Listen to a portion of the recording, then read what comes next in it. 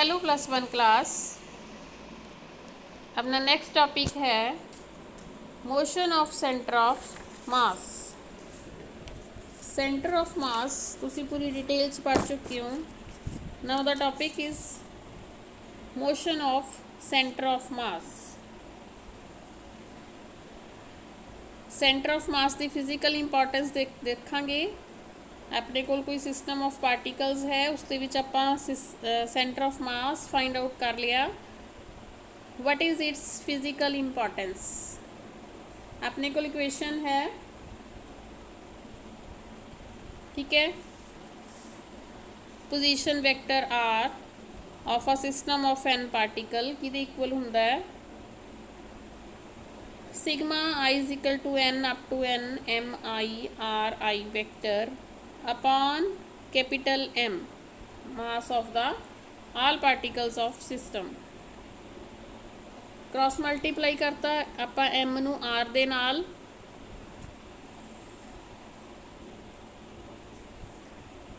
Then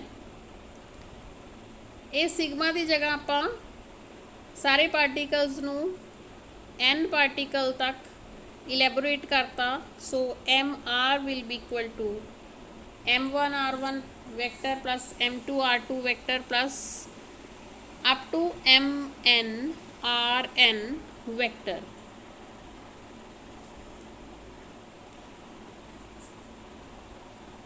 differentiating the two sides of the equation with respect to time, ठीक है। आपां time के respect नाल दोने साइड्स डिफरेंशिएशन करनी है। इस दे विच आपां ये भी सपोज कर लेना है कि masses m1 m2 m3 and mn जेडे स्मॉल मासिस हैं ये भी टाइम दे नाल चेंज नहीं होंदे, एंड जेड़ा कैपिटल M है टोटल मास है वो भी टाइम दे नाल चेंज नहीं होंदा हैगा। सो डिफरेंशिएशन करके इक्वेशन अपने कोल ये आ जाती है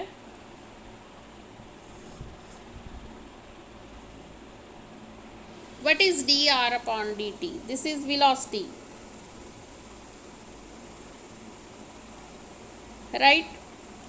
कैपिटल r की जो गल करते हैं dr upon dt, then this is velocity of center of mass of the system of particles, and जो आप स्मॉल r1 मतलब dr1 upon dt की गल करते हैं, this is small v1 velocity of first particle, इस तरह ही v2 है velocity of second particle and so on.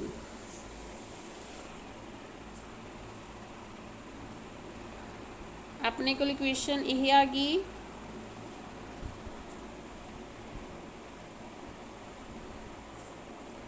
Again आप डिफरेंशिएट करांगे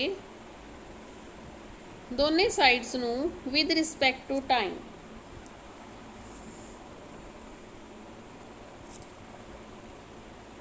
राइट,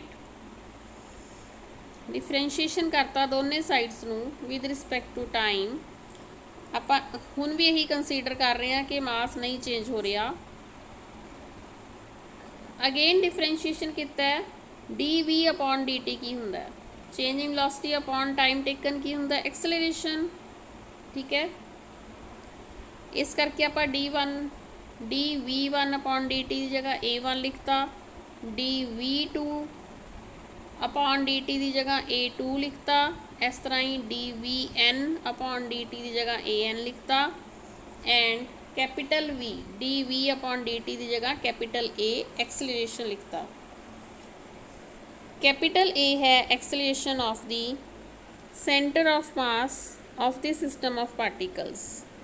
इस तरह ही A1 है acceleration of first particle, A2 है acceleration of second particle, AN है एक्सेलरेशन ऑफ nth पार्टिकल। हुण तुहानूं याद आ रहा होएगा मास इंटू एक्सेलरेशन की हुंदा है। मास इंटू एक्सेलरेशन न्यूटन के सेकंड ला दे अकॉर्डिंग फोर्स हुंदा है, right. The force acting on the second particle is given by F2 and is equal to M2 into A2 and so on। So इस equation ਨੂੰ ਆਪਾਂ ਇਸ ਤਰ੍ਹਾਂ ਲਿਖ ਸਕਦੇ ਹਾਂ, capital M into capital A vector is equal to F1 vector plus F2 vector plus up to Fn vector. ठीक है, इस च आपां हाले तक 2 बार डिफरेंशिएट किया है। So therefore the total mass of a system of particles multiplied by acceleration of its centre of mass is equal to vector sum of all the forces acting on the system of particles। Right, इस equation तो आपां नूं यह conclusion निकलता है, and among these forces there will be external forces exerted by agencies outside the system and also internal forces exerted by particles of the system on one another। Newton के third law के according internal forces equal and opposite pair बनांदियां, so इन्हां दा contribution zero हुंदा है, only external force ही contribute करदियां। ठीक है, so these capital F1 plus F2 plus Fn are external forces. When we talk of the force F1 on the first particle, it is not a single force but the vector sum of all the forces on the first particle, likewise for the second particle, etc. Among these forces on each particle, there will be external forces exerted by bodies outside the system and also the internal forces exerted by the particle on one another. Newton के third law के according internal forces equal and opposite होंदियां, pairs दे विच होंदियां, so उन्हां दा contribution zero हुंदा है। सो एक्सटर्नल फोर्सिस ही कंट्रीब्यूट करदियां। सो इसनूं आपां लिख सकते हैं M into A vector is equal to F external.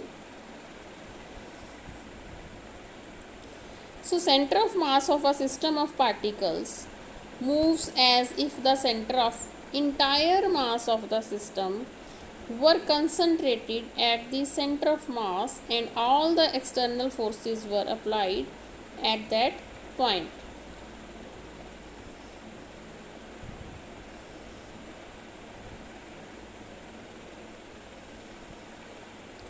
Right, this is the conclusion। मतलब whatever be the system of particles and whatever be the motion of its individual particles, the center of mass of the system moves according to this equation, M into A is equal to F external।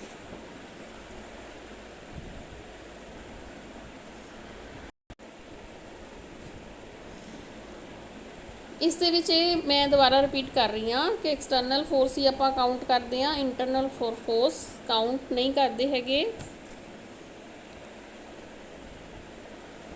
आपां नूं particles की nature specially mention करन दी कोई लोड़ नहीं हुंदी इस इक्वेशन दे विच। The system may be collection of particles in which there may be all kinds of internal motions or it may be rigid body which has either pure translational motion or combination of translation and rotational motion। Whatever is the system and the motion of its individual particles, the center of mass moves according to this equation। Instead of treating extended bodies as single particles as we have done in earlier chapters, we can now treat them as system of particles।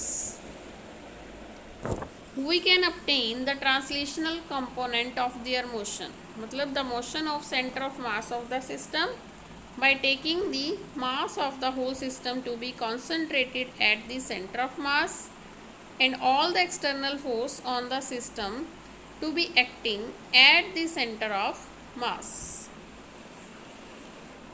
So this was our small topic of motion of centre of mass, it's very easy.